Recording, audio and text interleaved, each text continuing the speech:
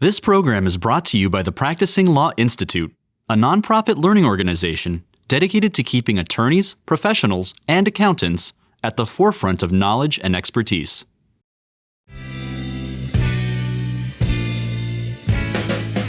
Hello and welcome to this special edition of the Insecurities Podcast. I am your host, Kurt Wolf, and I am flying solo again today for an episode that Chris dubbed in a text message, QE Talks SEC. We'll see if that title sticks in the end. As many of you know, every November, the SEC's Division of Enforcement releases its annual enforcement report. And that report came out just a few days ago. So we wanted to get in the booth quickly to talk about some of the key statistics and topics from this year's report. To do that, I've got an excellent panel of guests, Sarah Heaton-Concannon, Dabney O'Riordan, and Michael Liftik, all of whom are partners in Quinn Emanuel's SEC Enforcement Defense practice, all of whom had sparkling careers at the SEC before spinning out into private practice, and all of whom have been guests on the podcast before. I would encourage you to go back and listen to those episodes so you can get their full bios. Of course, you can find them all online. But for purposes of today's episode, let's just get right into it. First, thank you all very much for agreeing to come back on the show and talk a little bit about the enforcement report. Thanks for having us, Kurt. Thank you for having us. Great to be here.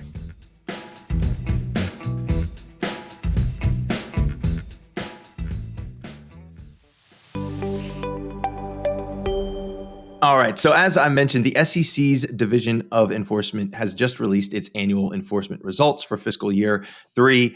Our listeners will know, of course, that the SEC's fiscal year runs through September 30. Usually takes them anywhere between 5 and 8 weeks to crunch the numbers and come back with a report. We've got it now, and so we want to break it down for you.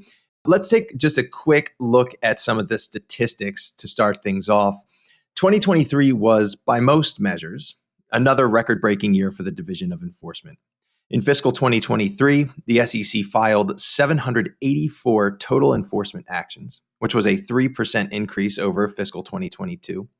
That included 501 original cases, or in SEC parlance, standalone cases, which was an 8% increase over the prior fiscal year.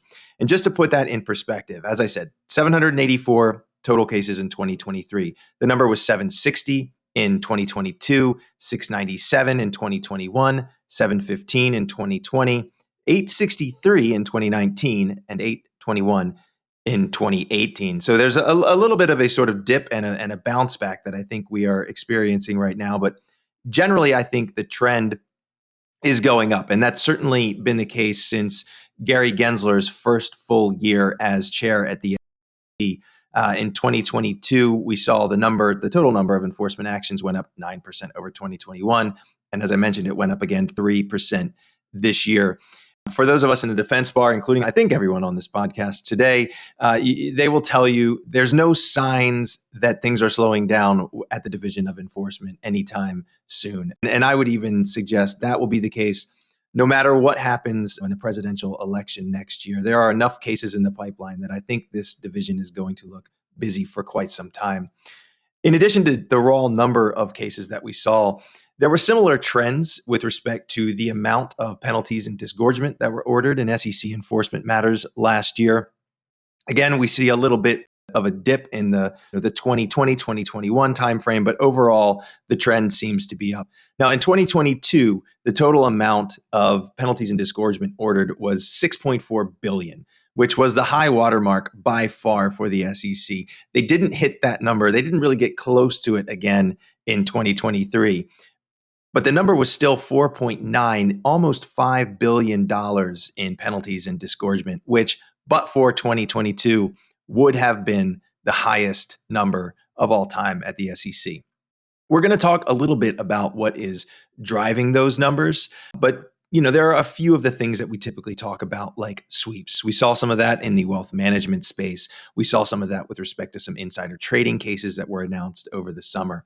By and large, though, the way that these cases broke out last year looks a lot like they do in most years. There were a bunch of broker-dealer and investment advisor cases. There were a ton of securities offering cases. There were the usual number, a sort of smattering of insider trading cases and FCPA cases, but nothing, at least as I look at it, nothing really jumps off the page in terms of a reclustering or a shifting in terms of focus, in terms of how those numbers broke out. We didn't learn as much, I would say, from the report as we have in past years. Sarah, we talked about this, I think, when you came on to talk about the report last year. We used to get this really nice glossy that was, I don't know, 10, 12, 15 pages long. It had a note from the director of the Division of Enforcement, sometimes a note from the chair, nice little paragraphs explaining the programmatic priorities for the division and talking about some of the key cases. We now get more like a 3 to 5 page press release, and you can't tease quite as much out. But what we did see in there, I think, are mostly familiar themes. They talked about market integrity, individual accountability, protecting retail investors. These are the themes that we see coming out of the division year after year, regardless of who is the director, regardless of who is the chair. There were a few more discrete topics that they mentioned in the report this year. They talked about public company misstatements, so-called gatekeepers, ESG-related cases, which I think is a little bit of a stretch, but they snuck it in there. Maybe it's clickbait. I don't know. And then, of course, crypto. And I can't believe we got this far into the episode before I mentioned it. But so that's sort of high level. That's what I sort of took away from the report. We want to get into that, of course. And I think one of the big things we always have to talk about, even if the staff or certain co-directors didn't like it when we talked about it, we always have to talk about the numbers. What can we glean from the stats? And so, Michael, I wonder if you look at the number of enforcement actions and the amount of sanctions ordered, the penalties and disgorgement, again, minor blip in 2021 and maybe 2020. Otherwise, the numbers seem to go up and up year on year. And I wonder if you think there is a certain pressure on the staff to continue to kind of chase these statistics. Yeah, thanks, Kurt. I mean, that's what people always say, is that as the year gets to the end, the staff gets a lot of pressure. And for those of us who work there, it is undoubtedly true that by the time the staff is looking at their calendars in June or July, their managers are pressing them to think, what are the cases that they can get over the line by September 30? But I think when we talk about the staff chasing numbers, it's important to actually think about who are we talking about when we talk about that. From the perspective of the 1,000 or so enforcement attorneys and accountants that are scattered across the 11 regional offices, one year isn't all that different from the next. Maybe they bring 1 or 2 cases, maybe they're working a big investigation and they don't bring any cases, but their cadence really doesn't change, other than to the extent they have a case that is ripe to be brought by September 30, they may feel some pressure to do that.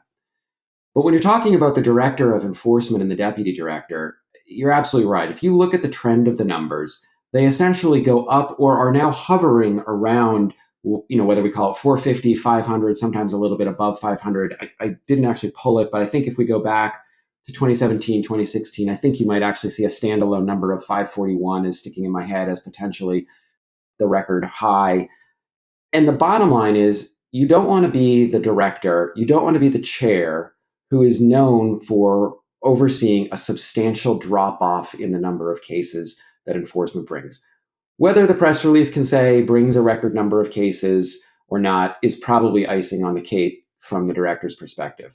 But what they definitely don't want is the stories in the Wall Street Journal and Bloomberg to be written that say SEC enforces, a 25% decline in the number of enforcement cases that they're bringing. So what does that lead to? Well, what that leads to is obviously aggressiveness among the staff across a number of areas, and we'll get into that, which particular areas they're looking for. And you will see changes over time, over administrations, as to where those cases are being brought. But something else that I think we'll talk about is, as an enforcement director looks across the landscape, they start looking for big pickups. Where is that enforcement director going to get 20 cases, 30 cases, the kinds of numbers that get you to the 500, the 450? Because if you're just doing it one microcap pump and dump at a time, it's very hard to get there. So you do look to sweeps, initiatives, et cetera, to pick up those big chunks. And there is a little bit of math that goes on where they start blocking out, and get 25, 30 from this, we'll get 30 or 40 from this. And then there's sort of the usual flow of cases. Yeah, I like this concept of big pickups, and it flows perfectly into the next question. I mean, I wonder, Sarah, if that's maybe why we are seeing, I think, more sweeps or more enforcement initiatives. I sometimes refer to this as bundling cases, right? Especially if they want a headline. a few years ago, I think at the time Steve Pekin was the co-director, he said something like, we're not going to do any more sweeps. This isn't going to happen going forward. You shouldn't expect any more SCSD or whatever the next sort of self-reporting initiative was. But lo and behold, we do still see a lot of sweeps. Last year, we saw the off-channel communication sweep. There was a marketing rule sweep. As I mentioned up top, there was an insider trading sweep. It looks like there was a 13D, 13G. I think they called that one initiative. I think maybe they do that when they realize, we got 12 or 15 of these. Let's call it an initiative. I don't know. Dabney can probably tell me if I'm right about that. But Sarah, I mean, is this maybe why we're seeing more of these kind of sweeps and initiatives? Are these the big pickups the staff needs? I think you're right. And as you mentioned, there were a variety of different sweeps this year. And so to some extent, it depends on the subject matter. And I'm going to let Dabney speak about the off-channel communications case, which is our cases, which are near and dear to her heart. That clearly is a penalty-driven sweep. You get big numbers against big registrants. And in terms of the misconduct that's being investigated, one could say that it's a technical violation or something that doesn't have the same ramifications for the market. On some of the other types of sweeps you mentioned, I think there might be different things driving them rather than the bottom line numbers or the bundling of cases that you're talking about. In particular, the 13G, 13D Form 4 sweep, which led to a number of settled actions, which individually were very low dollars, as we frequently see in the 13D space, but collectively they got more bang for their buck by bundling them together and bringing a headline case. But in that space, 13D in particular tends to go in waves of about every 10 years. It falls off the radar of enforcement for long periods of time. And you've seen over the last 10 years remarkably few 13D cases. So the question becomes, why was it a focus this year in particular? And there are several things that could have been driving that, even apart from the idea of let's bundle together some cases and see if we can make them more meaningful collectively than any one of them might be individually. So one, first and foremost, is a desire to remind insiders and major stockholders of their obligations under these reporting statutes, the existence of the rules. Also, you're probably familiar with the universal proxy rules. I think you've commented on them on the podcast in the past. It could have been a reaction to the amount of power that the universal proxy rules put into the hands of activist investors to say, but we're going to balance this out. We're going to revisit the disclosure requirements that lead up to an activist investor making a move for control and ensure that people are timely reporting in an appropriate way. There's also likely an interest in looking at potential violations in the space leading up to the amended rules on 13D that landed on October 10th to ensure that the amended rules were capturing the type of misconduct that they were seeing in some of these enforcement actions. And then finally, there may be one or more very high-profile major stockholders where the SEC was interested in looking at them in the 13D space, where they don't want that one person to be a lone outsider. And so they sweep in a few additional 13Ds as well to look like it's not as focused on any one individual. But the end result of that is that you do get a very big headline for what otherwise would be a relatively small impact case if you brought it against any one individual on a standalone basis. All right. So maybe a combination of motivating factors there. You get the benefit of some pickups in terms of numbers, but you're also following some programmatic priorities and maybe getting a headline here or there. Michael, I'm going to ask you about that in a minute. But Dabney, I don't know if you have a different perspective with respect to the off-channel communication sweep. Does that sort of fit within the framework that Sarah's talking about? Well, just backing up a little bit from my perspective, having recently been there, and I will readily acknowledge that I led a handful of sweeps in the asset management space during my time there. But from the SEC's perspective, sweeps can be really effective. For one, getting the industry's attention to an issue so that they will fix it without the need for endless enforcement actions on the topic. Second, it can be incredibly efficient from a resource perspective for the SEC. That is, rather than having to do a slew of separate investigations with document requests and testimonies, historically, sweeps can be done using data analysis or something easily identifiable as a violation. And then you can have a standardized order and standardized settlement terms, which can be very effective at getting people to settle quickly because they're getting potentially more favorable terms, or they're getting basically the same terms as everyone else in the sweep. And then you move forward. Most sweeps historically were a one and done situation. That was particularly true where there was no intentional conduct, there was no harm to investors. It's not like the monetary award was being used to reimburse harm investors. So using a sweep can be really effective for the SEC.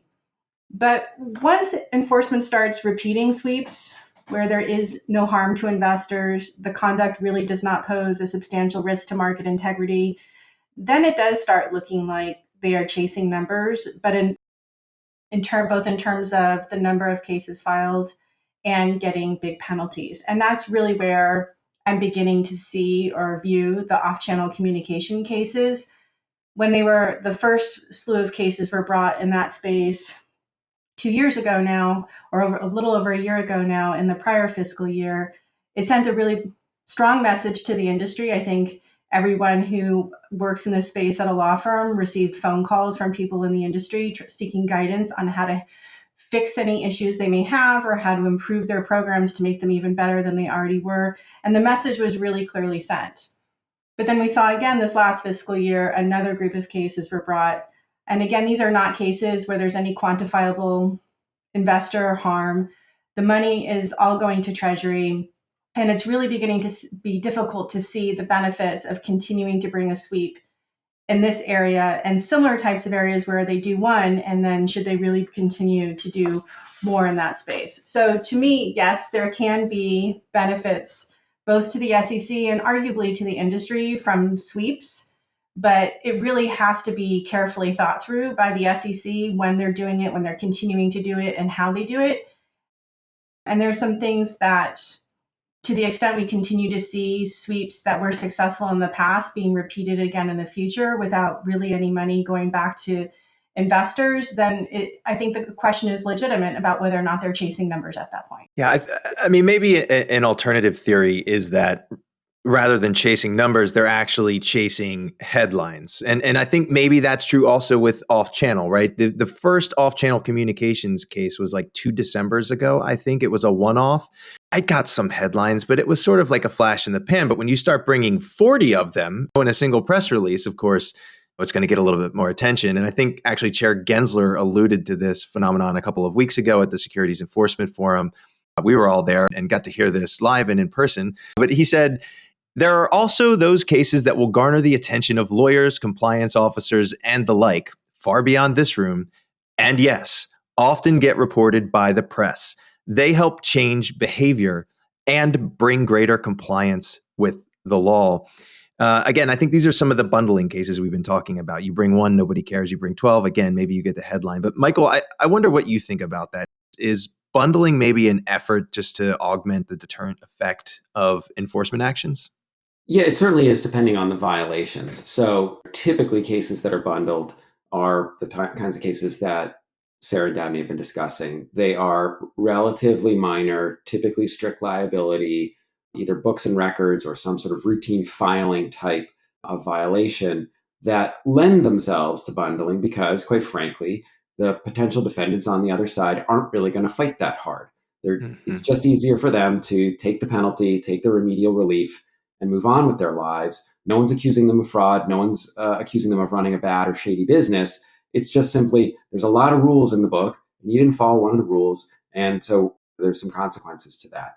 So if you do bundle them, if you do it as an initiative or a sweep, or even if it's not officially that you bring 5 of them on one day, it is a way of focusing attention of the industry on it. An example of that is not only 13Ds that Sarah mentioned, but also Rule 105 under Reg M, which is sort of a very technical trading restriction rule. I don't think there's actually been an official Rule 105 sweep, but when the commission brings those cases, the division tends to put 3, 4, 5 of them together. Again, the idea being that they're trying to focus the industry's attention on the importance of 105, and a one-off Rule 105 case just isn't going to really even hit anyone except for the closest SEC followers. That's probably present company included, but anyone else in the world excluded, get their attention. But look, I mean, let's also be very clear. There are lots of ways that the SEC gets headlines, and shocked to hear that there's gambling at Rick's. I mean, the SEC does chase headlines, and there are ways to do that besides bundles. So, for example, one of the recent cases, it's not this year, maybe we'll be talking about it a year from now, but it's top of mind, is the SolarWinds case, which is a cybersecurity disclosure case, but they charged the CISO, the Chief Information Security Officer. That got a lot of headlines. That got a lot of industry attention. SolarWinds is litigating that case, so it's not even a settled case, but it certainly got headlines, and that was one case against one player. But notably outside the fiscal year, so not in this particular release, which means that the gatekeeper cases featured in the release have significantly less of that kind of impact of the SolarWinds case, which is, as Michael says, is kind of the poster child for a gatekeeper case. Sorry to cut you off, Kurt. Oh, no, I mean, they're definitely going to be talking about that throughout this year and until the end of the fiscal year and probably after. And maybe that was timed so that they would get both ways, right? They knew we were going to talk about it and continue to talk about it for a year. So I don't know. Well done to Chair Gensler's marketing team if he's planning out that far in advance. I want to turn to a topic that, Dabney, you actually teed up a couple of minutes ago, and it's this concept of investor harm. I mean, it's something the SEC should be focusing on. You noted that a lot of the cases, we maybe don't see it. And maybe that's because through the enforcement actions or the bundling of cases, they are trying to encourage people to develop more robust cultures of compliance. I think I got all the buzzwords into that one sentence. But it does feel like we're seeing more cases, or over the course of the last year, saw more cases that are sort of technical violations or foot faults. Some of the late filings that Sarah was talking about, or minor books and records violations. And so I wonder if this enforcement environment is starting to look a little bit like broken windows, which we talked an awful lot about when Michael was on the staff and in Chair White's office a few years ago. I think it could start to look like that. And certainly in terms of the off-channel communication cases and some of the other cases that we're seeing, the whistleblower type cases regarding 21F17, things in that area. If I put on my SEC hat again, I would really talk about some of those efforts are arguably to prevent harm to investors before it even happens, especially with respect to the whistleblower statutes and protecting people's ability to be able to come in and talk to the SEC. But again, as I said before, the more those types of cases those are message cases to try and get the industry to clean up. Every time the SEC devotes resources to that type of case, they are necessarily not devoting resources to trying to get into a fraud that's currently going on, to stop the fraud that's currently going on, to file the litigated case, which can be very demanding on the staff's time in order to either recover money that can go back to harm investors. So there is certainly a weighing and balancing that has to be done. And it does seem that things are tilting a little bit more towards a broken windows approach.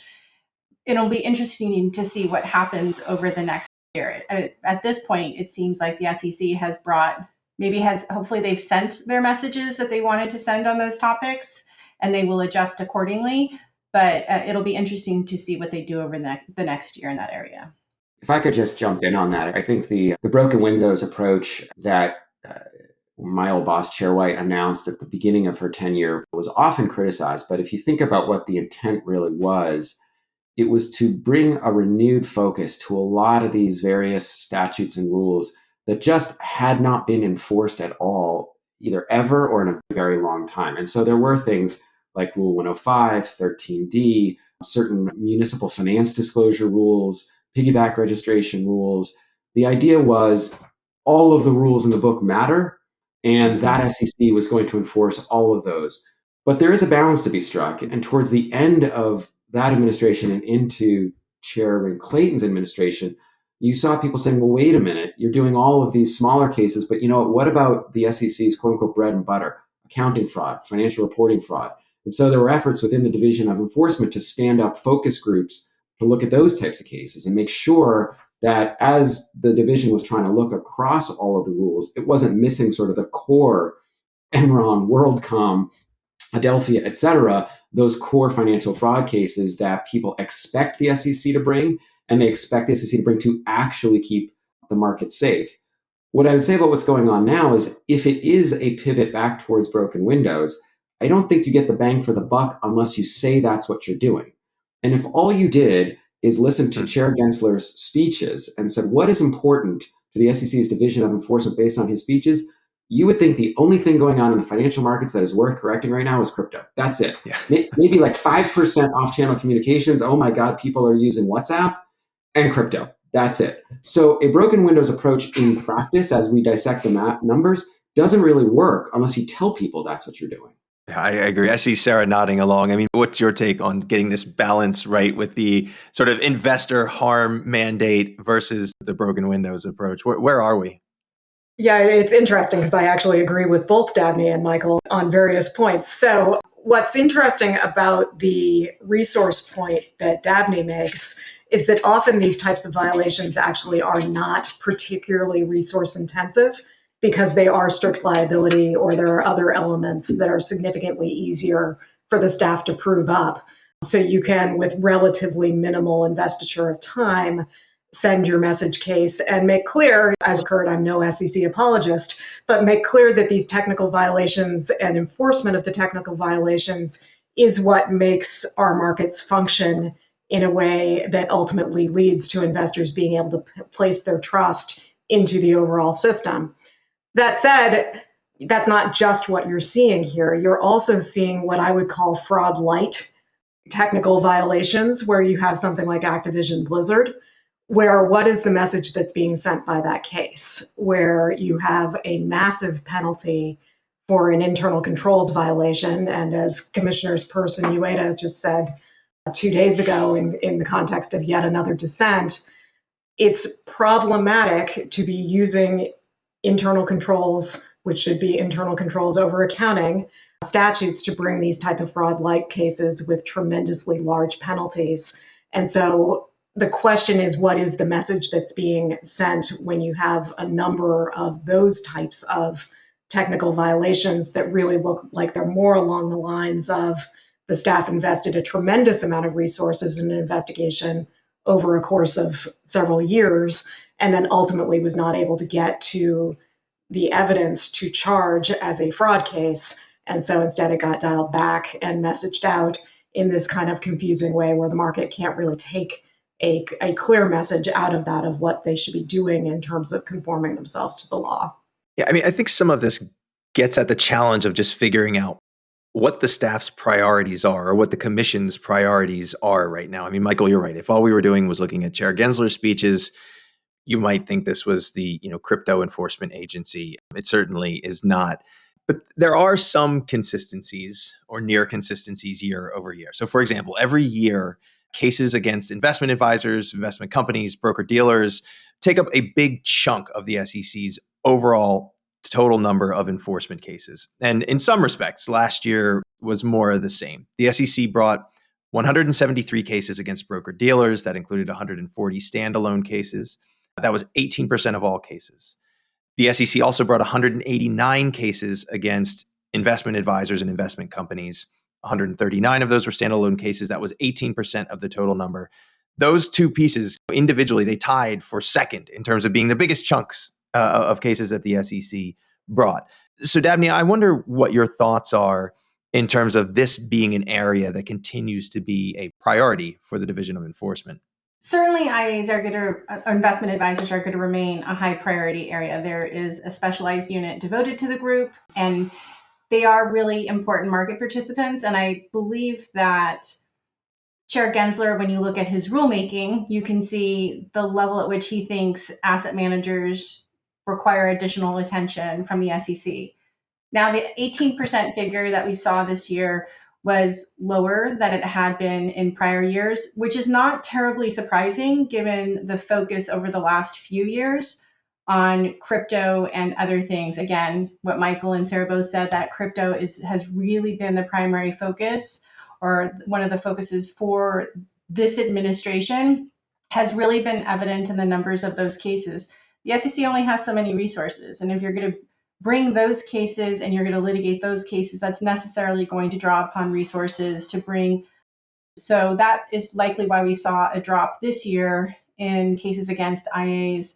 But I don't expect that drop to really continue for very much longer or any longer. I think it's a momentary blip.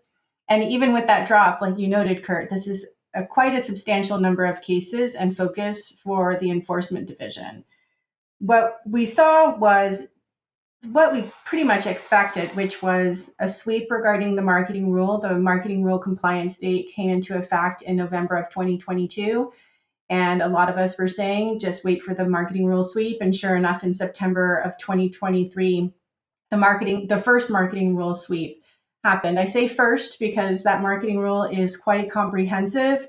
And that first sweep really seemed to be the low-lying fruit. It was about hypothetical performance advertising on retail advisors' websites. So I think that one was pretty easy for the SEC to catch. And I anticipate that we're going to see more next year. The other was about private fund compliance with the custody rule. They did another sweep. That was the second sweep that they've done on that particular issue. That's interesting because now, after the private fund advisor rule was promulgated in August, every private fund advisor now is going to have to do. So that may result in more cases in the future. And then we saw the two ESG cases, both of which involved investment advisors that were brought last year. So we saw them hitting a lot of their priorities.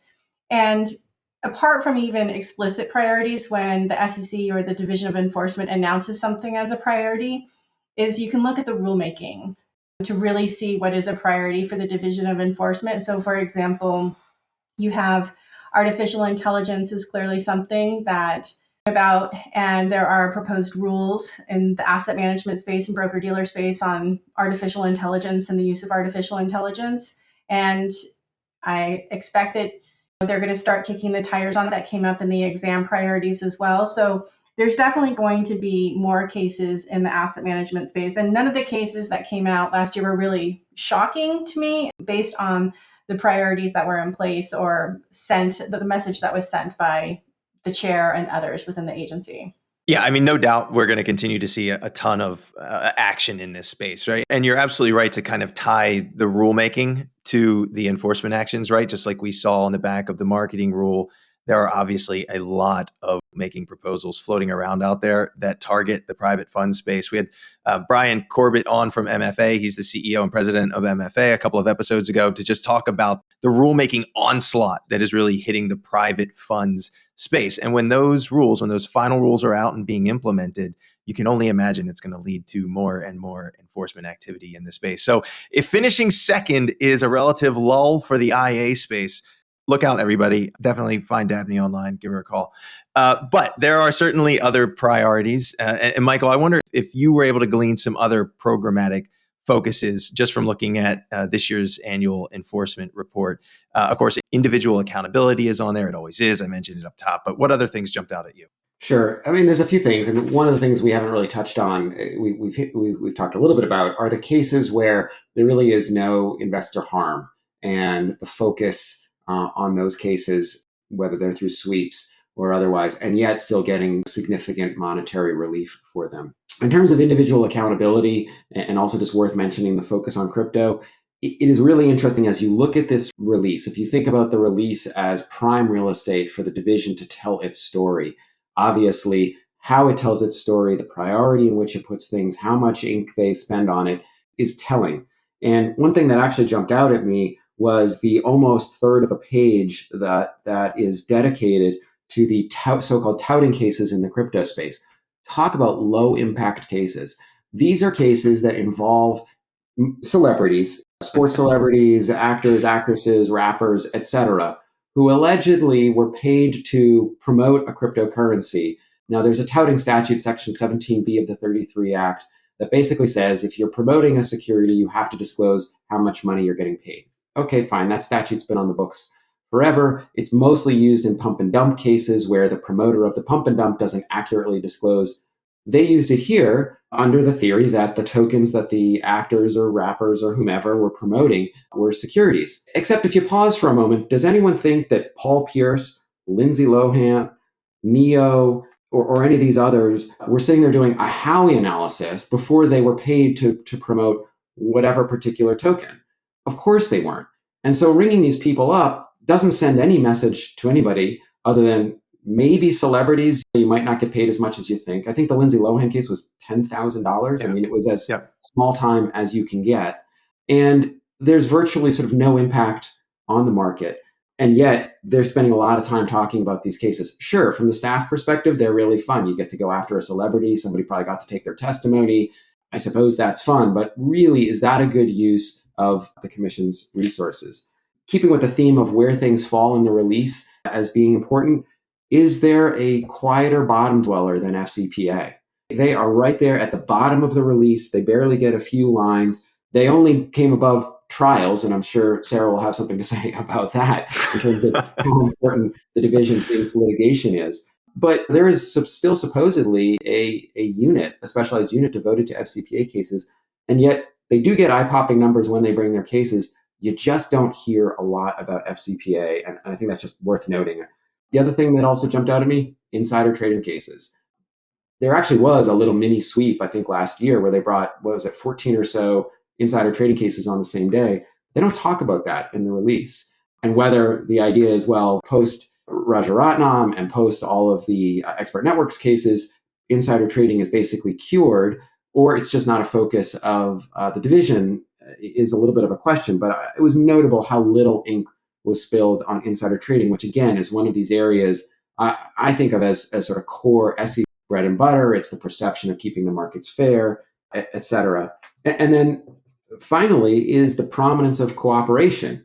And here I'll give the SEC a tiny bit of credit, because being out on the defense side for a while, it is almost a mantra that the SEC is terrible at recognizing cooperation. And so while the standard line is, of course, you should cooperate with SEC investigations, when your clients say, well, sure, we're happy to cooperate, what do I get for that?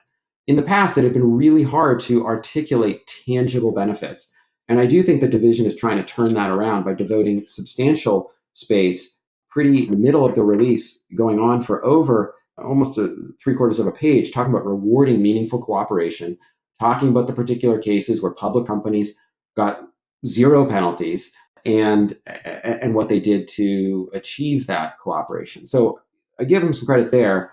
What's interesting also is there's also an official cooperation program.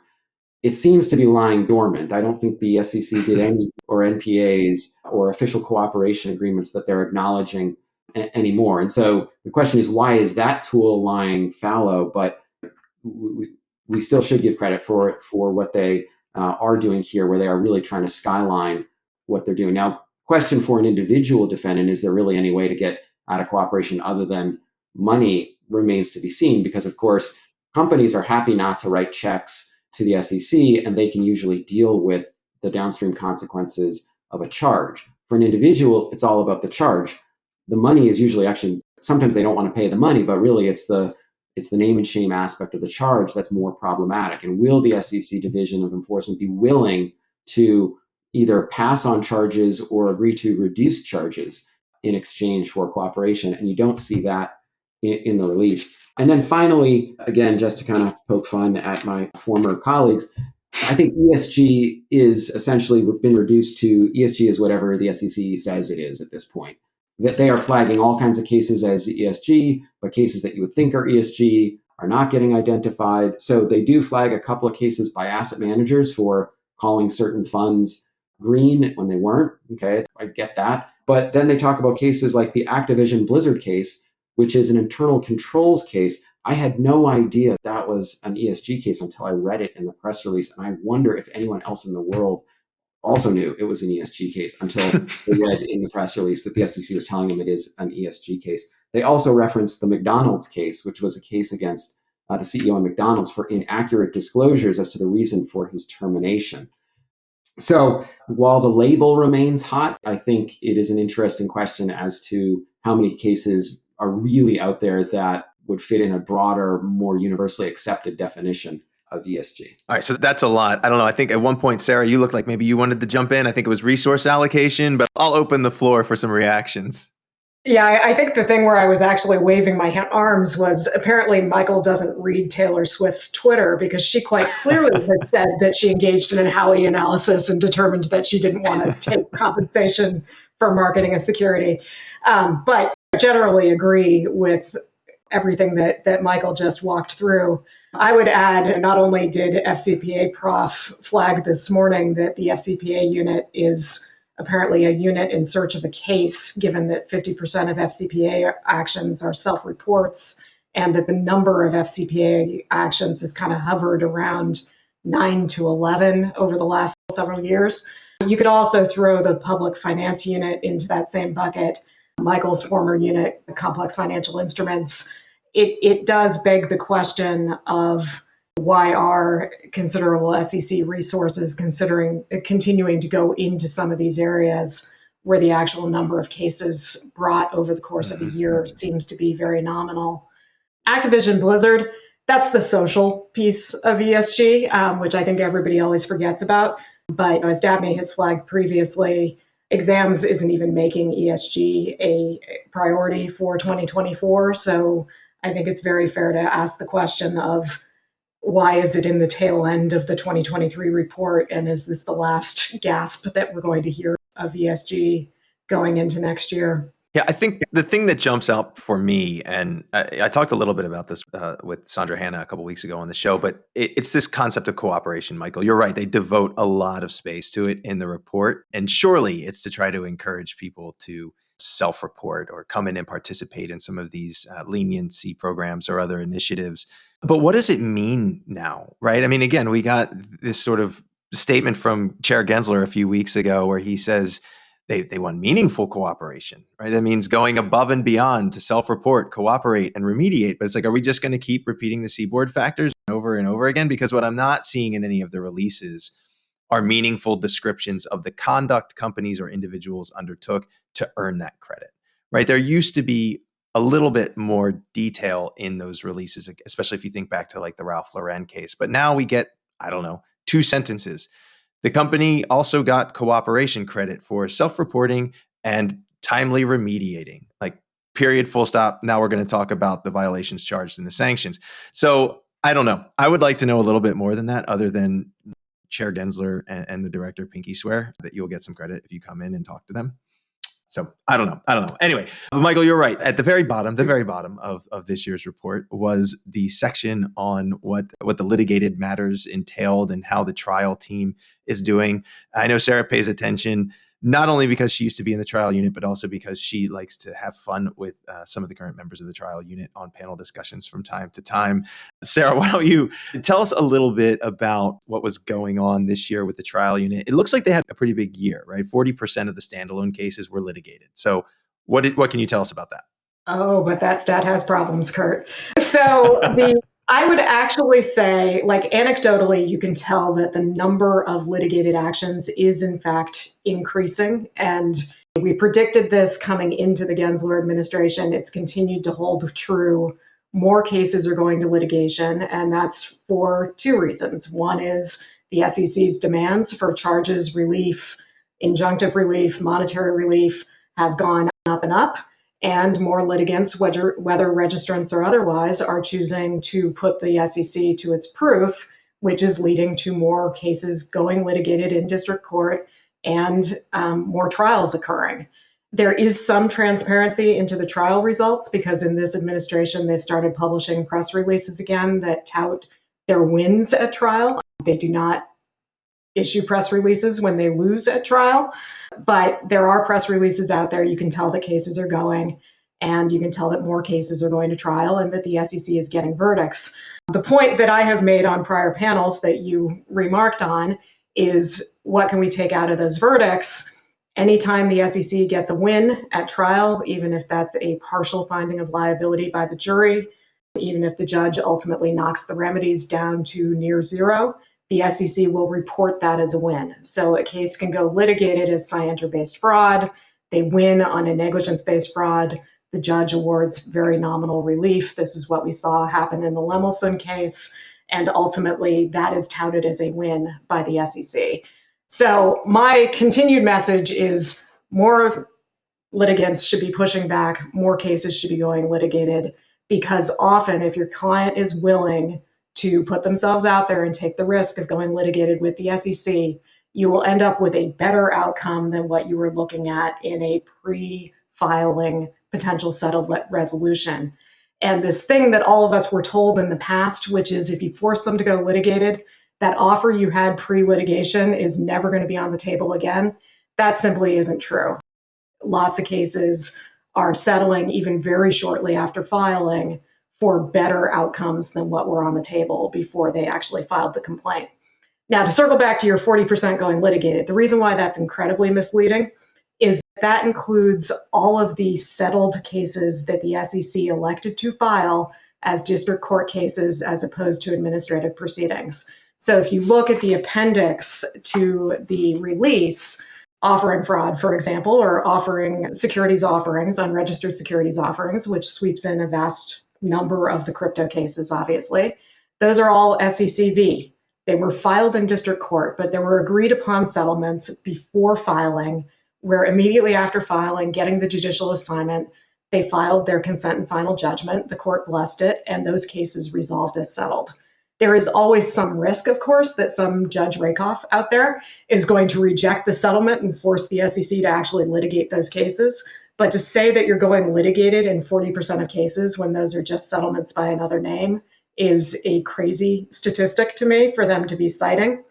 The other interesting things with this release versus the way in the past that trial results and litigation results were reported is that they don't actually give the number of cases that tried, litigated or administratively, and the outcomes of those cases. Instead, they lump in as victories in the same section of the release pretrial motion practice. So they have the library summary judgment outcome in there without mentioning Ripple, where, of course, that significant loss in pretrial resulted in the case ultimately being dismissed voluntarily by the SEC.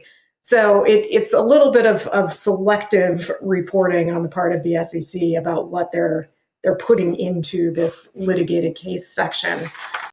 And that actually gives me some question on what is the message that they're trying to send in that particular portion of the report. Because if ultimately the message that the SEC wants to be sending is we're not afraid to litigate cases, look, we brought 40% of them litigated, I think it's pretty easy for us out here in the defense bar to look at that stat and realize that it simply doesn't have any credibility to it. And even for people who aren't kind of SEC insiders, it's fairly easy to look at that stat and realize it doesn't have any credibility to it when you realize that nationwide there are 100 trial lawyers versus 3,000 people in the Division of Enforcement.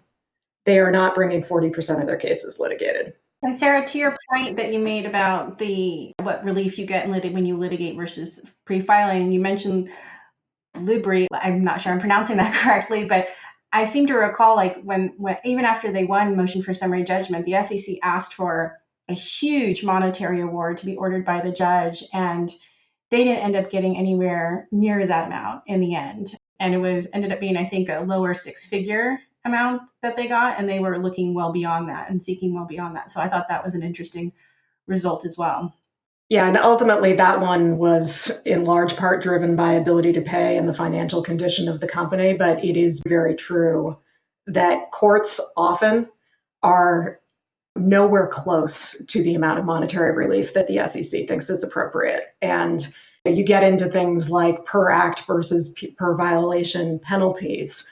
Courts are very unwilling to look at a 17A charge and say, well, that's actually 200 violations. They're much more likely to look at it even post-trial, even post-verdict, and say there is one 17A violation, and so we're going to award one statutory penalty on the fraud tier for that violation. That is significantly lower than what the SEC typically demands in their pre-filing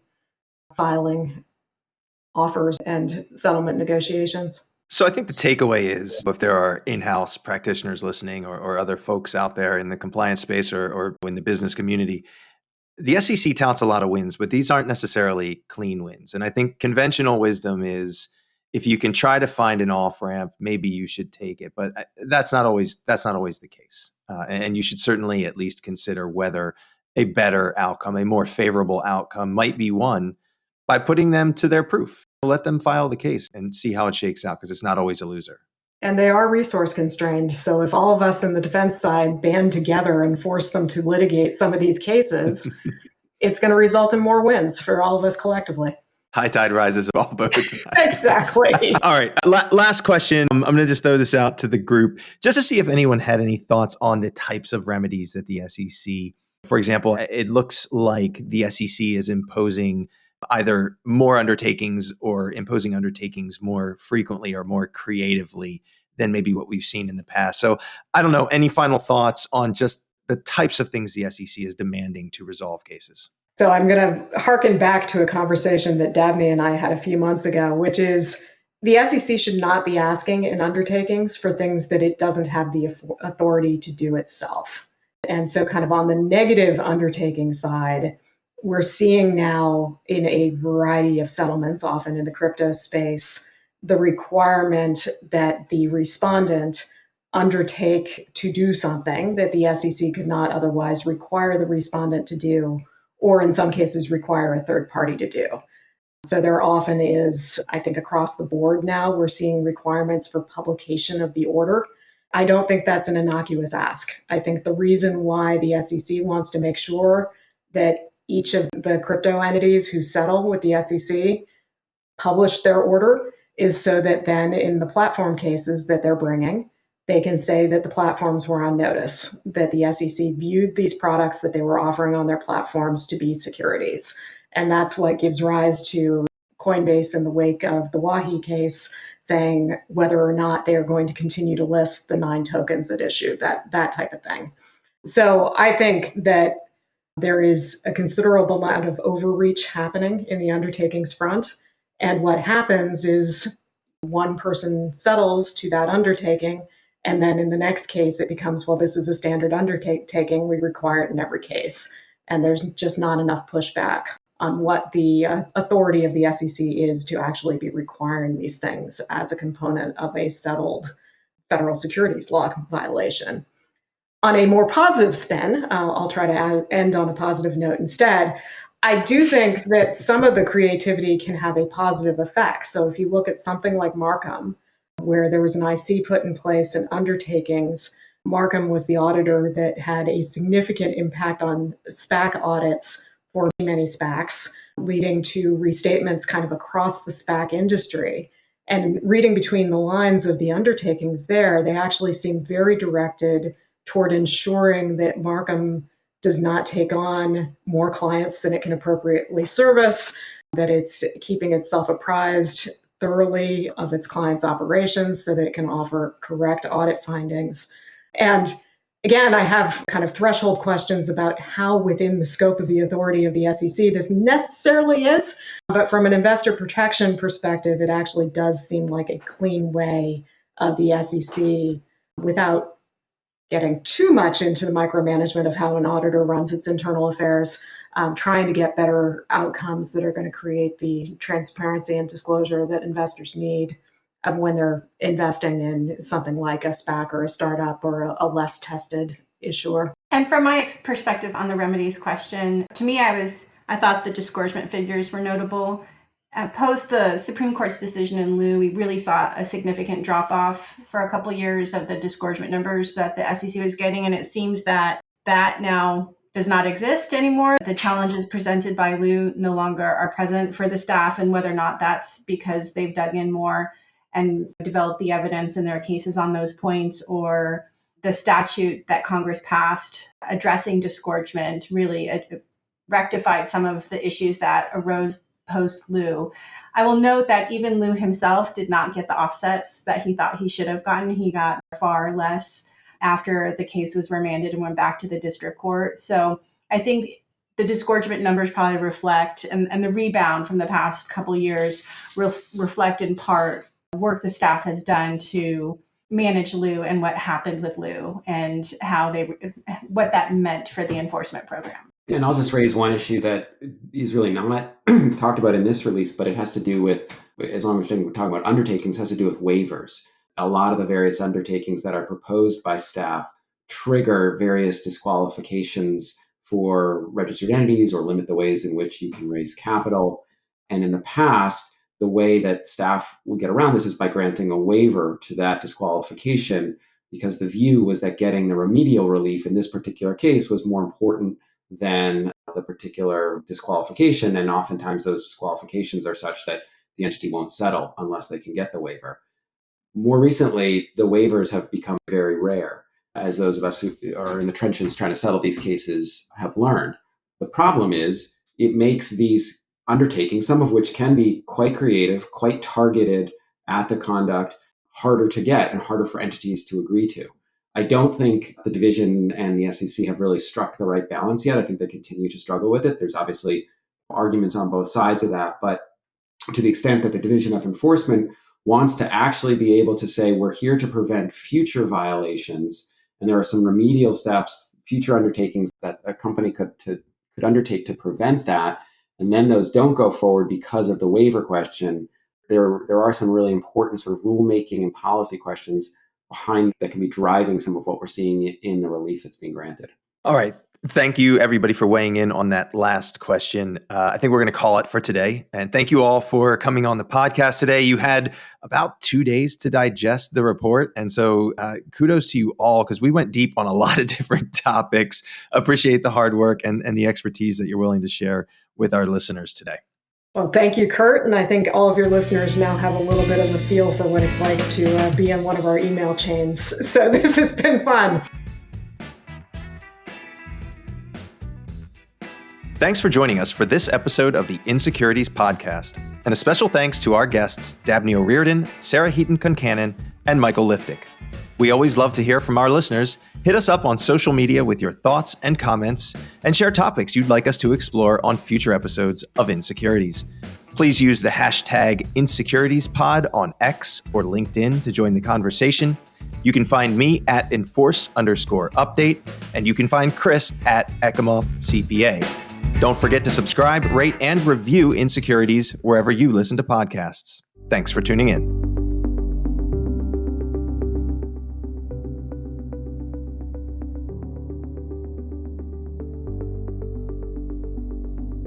Listening to Insecurities, a podcast from PLI, the Practicing Law Institute. PLI is a nonprofit provider of authoritative professional services training and continuing education. In an increasingly complex business environment where intricate corporate structures reign, Insecurities can help you make sense of it all. A special thanks goes to the producer of Insecurities, Daniel Peinitz, as well as hosts Chris Ekimoff and Kurt Wolf. For more information about PLI's SEC Institute, or to view hundreds of hours of fresh and relevant on-demand programming covering changes within the securities sector, visit pli.edu/membership and sign up for a privileged membership. These recorded materials are designed for educational purposes only. This podcast does not constitute legal, audit, tax, consulting, business, financial, investment, or other professional advice, and it does not create an attorney-client relationship. Please consult a qualified professional advisor before taking any action based on the information herein. Furthermore, the views and opinions expressed in this podcast are solely those of the individual participants. These views are not the views of the hosts or their employers. Users of this podcast may save and use the podcast only for personal or other non-commercial educational purposes. No other use, including without limitation, reproduction, retransmission, or editing of this podcast may be made without the prior written permission from PLI.